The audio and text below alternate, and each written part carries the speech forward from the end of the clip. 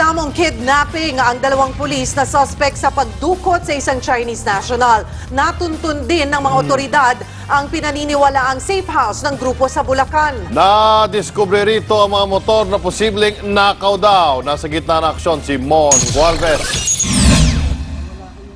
Akalain mong abandonado ng bayan ito sa Malolos, Bulacan. Pero pagpasok sa loob, puno ng mga gamit at uniforme ng pulis na makikita. Kasama rito ang pag-aari ni Piotr Zerzes Martin na isa sa mga sospek sa pagkidnap sa Chinese national sa Caloocan noong Lunes. Dinampot umano ni na Martin, P.O. Danilo Sitamco at ng isa pang di nakikilalang pulis ang biktima at sapilitang isinakay sa kotse. Mula 10 milyong piso, bumaba sa 3.5 milyon pesos ang hinihingi ng grupo kapalit ng kanyang kalayaan. Pero habang nasa sasakyan, nakatulog daw ang mga pulis kaya nakatakas ang biktima. Kwento ng ilang residente sa lugar, buong maghapon daw sa lugar ang mga sospek at may nakita silang Chinese national. Magtatakbo dyan sa damuhan, maya-maya may dumating ang mga pulis. Sa masukal na bahagi ng talahiban nito sinasabing dumaan at nagtago itong biktima kaya nagtamo siya ng napakaraming sugat sa kanyang katawan at dumire-diretso daw siya sa kabilang dulo na nasa 1 kilometrong layo na bahagi naman na ng General MacArthur Highway. Nakita rin sa pinaniniwalaang safe house ng grupo ang 13 motorsiklo na walang plaka at hinihinalang nakaw. Wala sila ibang pagdadala ng huli nila kundi sa police station lang at saka sa court.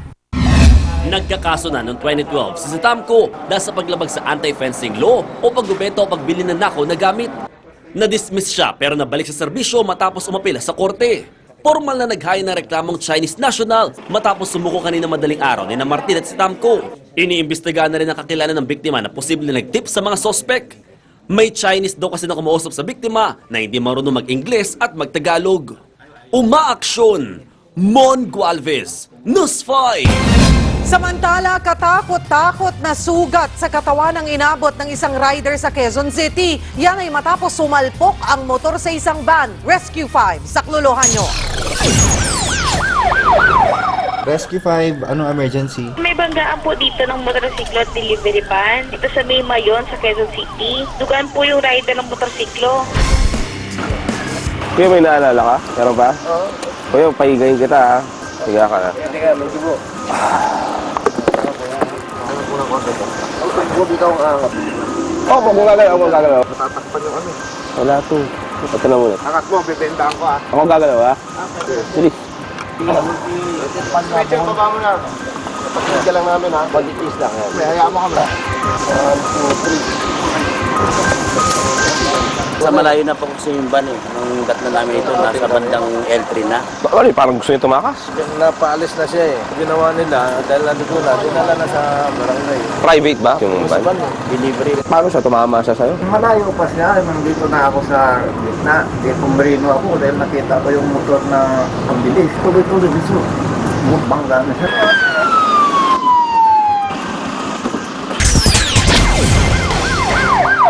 Patuloy na nagpapagaling sa ospital ang rider na nabalian ng kaliwang binti. Kailangan din siyang operahan. Mga kapatid, kapag may aksidente o sakuna, makakaasa po kayong aaksyon ang Rescue 5. Tawag lang po sa 922-5155.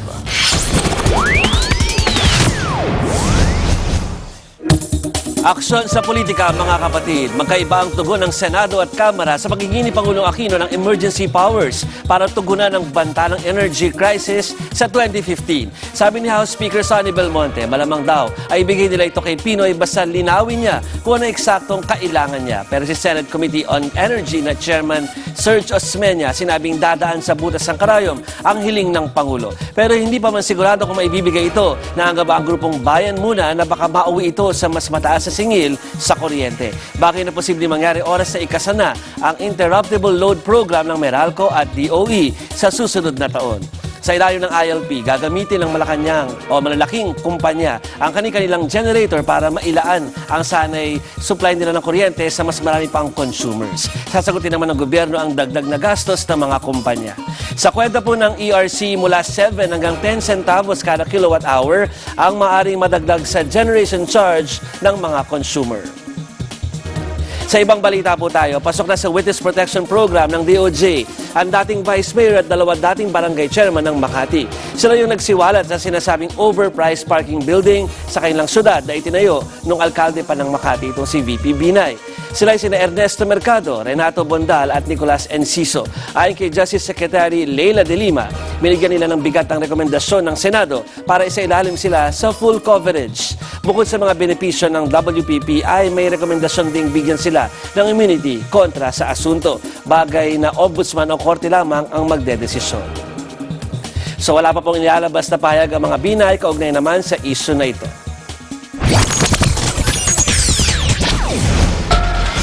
Sa sports, di maiwasan ni Coach Chot Reyes na mga para sa Gilas pagdating sa Asian Games. Iba raw kasi ang laro kasama si Andre Blatche kung ikukumpara sa nagbabalik na si Marcus Doutet. Umaaksyon si Joshua Lopez. Inamin ni Gilas Coach Chot Reyes sa programang Aksyon na mahihirapan ang national team na mag-adjust matapos palitan ni Marcus Doutet si Andre Blatche sa Asian Games. Nasanay daw ang Gilas players sa laro kasama si Blatche. Nakakalaro siya sa perimeter, may 3 points siya, ang ball handling niya, para siyang forward, hindi big man. Si Marcus is strictly a big man. So ang laro niya inside. So yun, malaking diferensya yun. Ngayong weekend ang simula ng practice ng Gilas para sa September 19 Asiad. Tingin ni Coach, kulang ang 1 linggo para sa bagong strategies kasama si Doutet. Noong di nakasama si Doutet sa lineup, napatweet siya ng sacrifice. Pero ngayong balik siya sa listahan, napatweet na siya ng got to get to work. Tingin naman ng Pinoy big man na si Junmar Fajardo, walang magiging problema sa pagbabalik ni Doutet.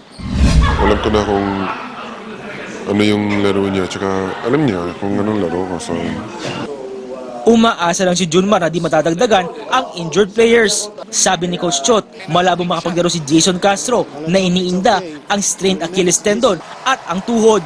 Posible naman madaan sa pahinga ang sakit sa paa ni Mark Pingris at hamstring injury ni Paul Lee. Sa kabila nito, tiwala si Coach na matadala ng Gilas ang momentum ng panalo sa World Cup sa Asian Games. Makakaharap agad ng Gilas ang FIBA Asia Champions sa Iran. Si Junmar Fajardo, excited na muling makasagupa ang Iranian center na si Hamed Haddadi. Umaaksyon! Joshua Lopez, News 5. Samantala, balik finals ang Team USA sa FIBA World Cup. Tinambakan ng defending world champions ang Lithuania 96-68. Makakaharap ng Team USA ang Eurobasket champions na France o ang world number 11 na Serbia. Malalaman kung sino ang panalo sa semifinals bukas ng madaling araw, oras dito sa Pilipinas. Susunod mga U-turns lahat sa Katipunan Avenue, isasara na simula bukas, mga truck limitado na sa isang lane. Kotseng gawang Pinoy kayang lumusong sa baha at di pa gumagamit ng gasolina. At silipin natin ang party-party sa pagsisimula ng Oktoberfest. Ang detalye sa pagbabalik po ng Aksyon Tonight.